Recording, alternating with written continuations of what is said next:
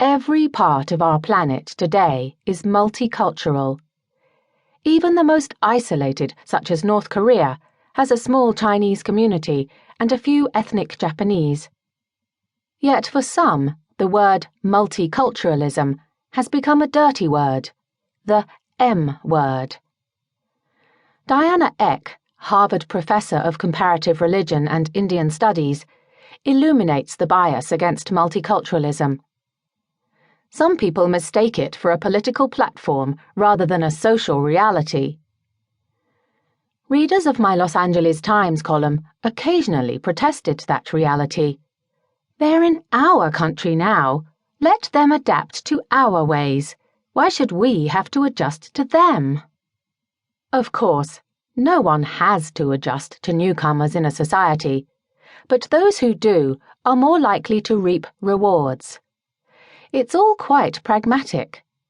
Having information about other people's folkways can improve human relations, as those who work in the business world have known for some time. In California, Rose Hills Memorial Park provides incinerators for bereaved Chinese families who burn paper money to ensure a happy afterlife. To honor the Chinese-Vietnamese Lunar New Year 2000, Year of the Dragon, certain J.C. Penney's distributed beautifully illustrated dragon posters. Western Union and State Farm Insurance gave out traditional good luck red envelopes to Lunar New Year celebrants. Responding to cultural differences of customers, clients, employees, patients, students, neighbors, and family pays off. Increasingly, in more and more parts of this country, there is an overwhelming quantity of cultural information to absorb and accept. Pity the latest immigrants who, in order to get along, must become accustomed not only to mainstream rules, but also to those of other newcomers as well. Think about the Mexican cook in a Pakistani restaurant who must learn English and master Muslim food taboos at the same time.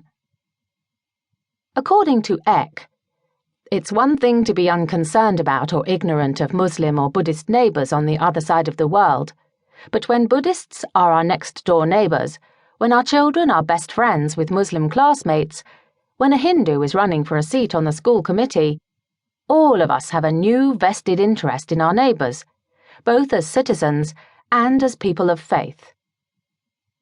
As a folklorist, I delight in learning about cultural differences in customs and beliefs.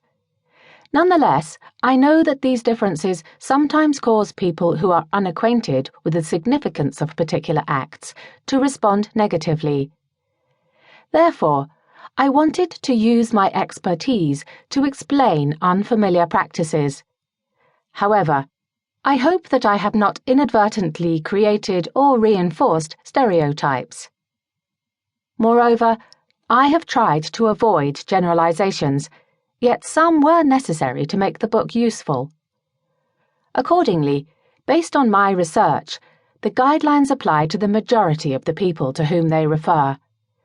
Treat these rules as general principles, but remember that there will be exceptions. No blanket statement can apply to everyone.